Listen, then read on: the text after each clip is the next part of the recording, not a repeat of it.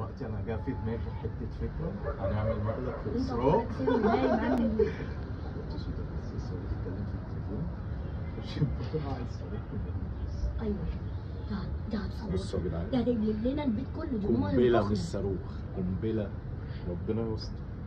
دي ماما اللي هتنفخ.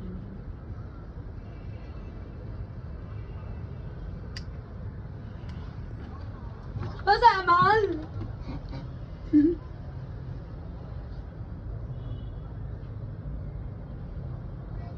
شكله بيشتي. فشتك. عملت صوتك.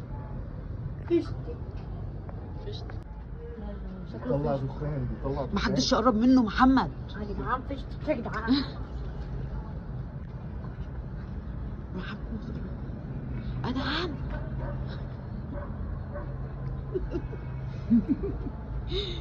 محمد الحاجات دي بيجيبوا حاجات عليها. بيجيبوا حاجات على النت.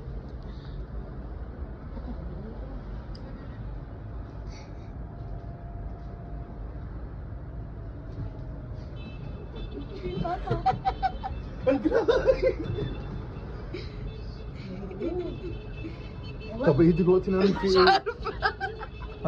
ده قنبله دلوقتي، اوعى تمسكه. هنعمل فيه ايه؟ يعني انت كل ده مش حاسه؟